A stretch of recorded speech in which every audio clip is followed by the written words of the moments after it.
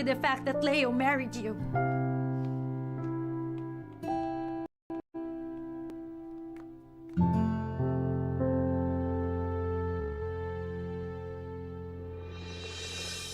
I love your brother, and I love you all too. So I hope we all get along in this house. I hope we can patch things up. Let's meet, Mona. Leo proposed to Lisa, and Lisa said yes, she's marrying Leo. I don't really know how to feel right now.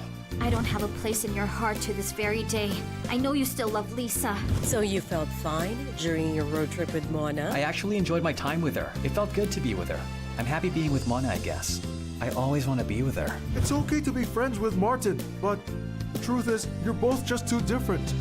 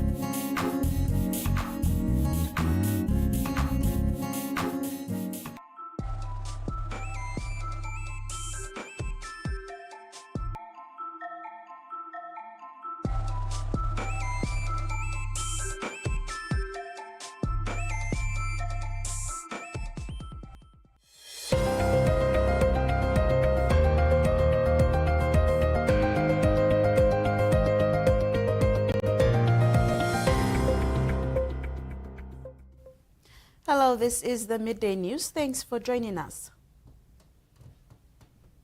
Central Governor Rufina Peter has pledged relief support to assist the displaced people of Baruni, especially women and children who have been affected by the eviction.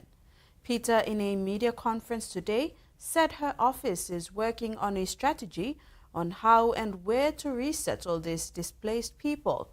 The governor also made a call for the member for Mosby Northwest, Lohia Boy Samuel, and NCD Governor Powes Pakop to intervene and assist because eviction occurred within their boundaries. The once peaceful East New Britain is becoming more and more unsafe for women and girls. Rabaul resident and women's advocate Susie McGrade expressed concern at the spiraling law and order situation following the slashing of a Filipino woman on Sunday, February the 16th in Hot Rooster. McGrade called for management and enforcement, saying island tourism has been obliterated because tourists do not feel safe anymore. If tourists feel unsafe, how sad is it for the regular residents? Construction work on the new tuberculosis ward at the Modilon Provincial Hospital is progressing well, is expected to be completed soon. The new TB ward was constructed following a commitment by the Madang Province Governor Ramsey Pariwa upon a request by the doctors and nurses at the Modilon General Hospital, who claimed that patients and their guardians at the hospital were contracting TB because there was no specific ward for TB patients. Even doctors and nurses contracted TB whilst attending to patients as there was no proper isolation ward to isolate TB patients. Governor Ramsey Pariwa made a courtesy visit last Friday to see how the TB ward construction was going. Nearing completion, this facility will help to minimize the spread of TB. The construction of this ward is a result of a request by the health workers at Modilon following a visit to the hospital by Pariwa last year. The government requested Ramunico Management Limited, who assisted with 100,000 kina through the Social Corporate Responsibility Program. Sample money that problem inside internal problem the body. Sample only some cuttings na leka. But I'm also close to long. All money got TB. We need go on our plan and kisim TB now. One can also all doctor na nurse too.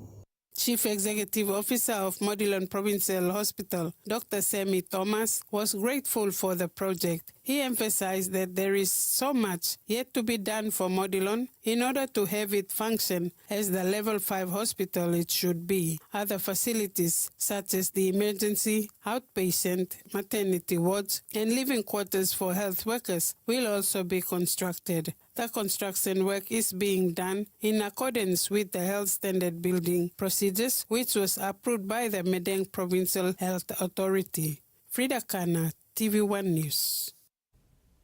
The Federal Court of Australia, the High Court of Solomon Islands, and the National and Supreme Court of Papua New Guinea signed two Memorandum of Understanding on Tuesday, February the 18th, 2025.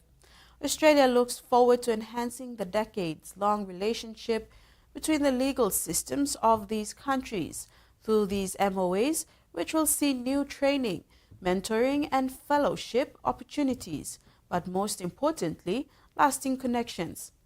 Chief Justice Sir Gibbs Salika represented the Supreme Court of PNG, while the Federal Court of Australia was represented by Chief Justice Deborah Mortimer, and the High Court of Solomon Islands was represented by Chief Justice Sir Albert Palmer. Turning abroad, with the housing crisis set to be a key issue in the upcoming federal election campaign, a new report has noted how a lack of construction workers is impacting Australia's housing stock. The warning from the Productivity Commission comes as the country's 2029 target of 1.2 million new homes remains off track, with an apprentice downturn exacerbating workforce issues. Sweating it out in the Darwin heat, third-year carpentry apprentice Johnny Fish couldn't imagine doing anything else. I definitely like being out in the weather, like using my hands. Like I said, it's, place for me. Across town at TAFE, Cooper Hardiman is another who loves his work. I want to stay here for my career. I want to progress through the ranks and one day be a manager. Although both NT chippies are destined for long careers in construction, the same can't be said for everyone who enters the sector. In 2023, just under 42,000 people commenced an apprenticeship in construction, a 22% drop compared to the year before. Completions were also down by 15%, with just over 21,400 people finishing an apprenticeship in 2023. The apprentice downturn comes as a Productivity Commission report this week noted the current workforce is insufficient to meet policy objectives, such as the nation's aim of building 1.2 million homes by 2029.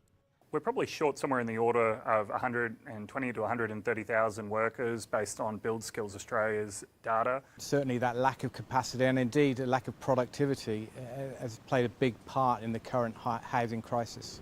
With many people priced out of the market, housing is a key issue ahead of this year's federal election. And although a larger workforce is crucial for boosting supply, it's not the only factor at play.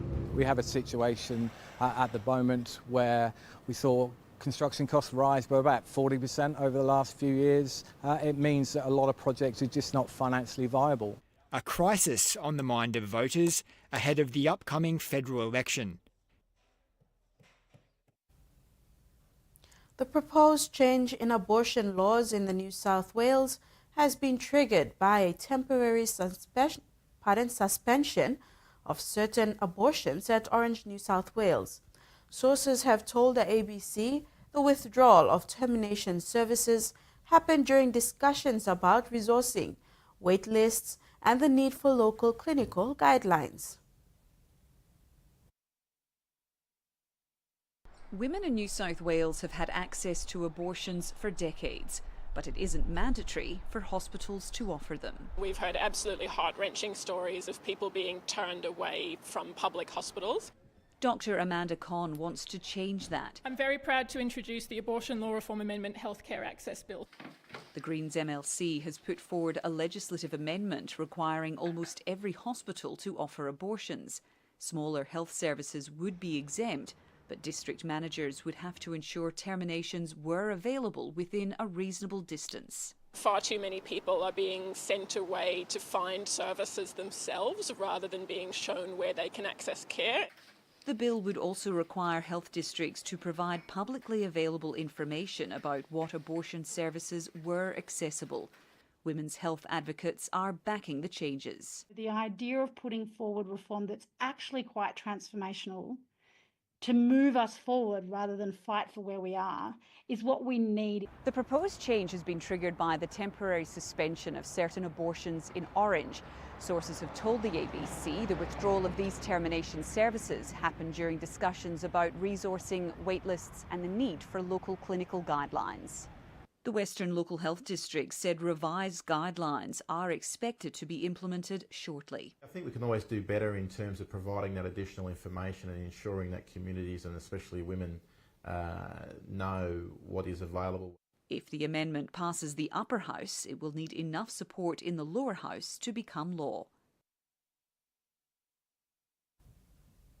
Back home in sports, a landmark event was held at the Sir Hubert Murray Stadium yesterday evening. It was the signing ceremony between PNG government and Australia, following last year's historic NRL announcement, which will further enhance and facilitate for groundwork to begin towards 2028.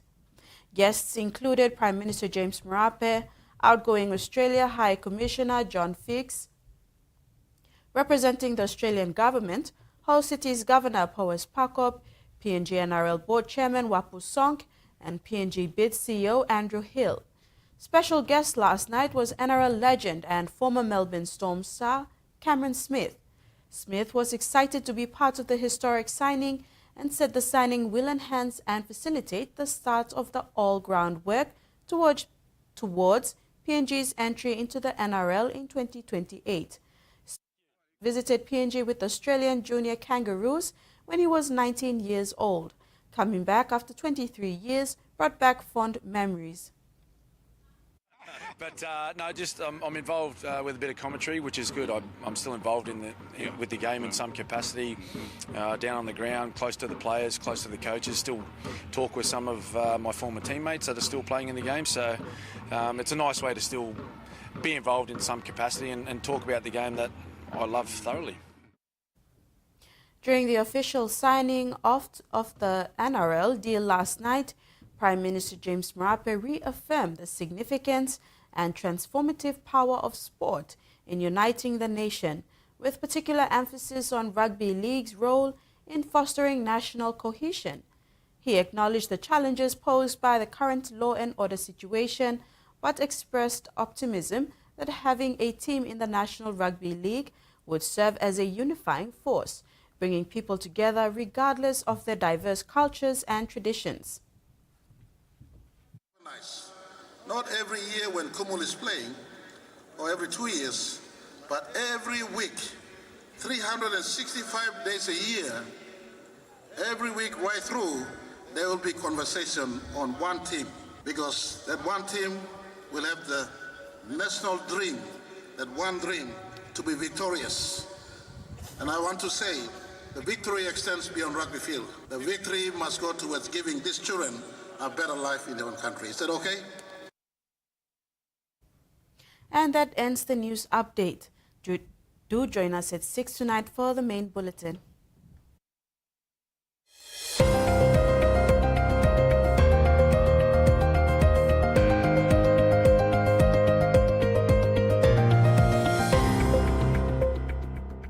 Evil is on board this ship. This beast, it needs blood. Sits everywhere. I want to kill the cursed thing. Kill it. We can't even find it. Where the bloody hell is it? The last voyage of the Demeter.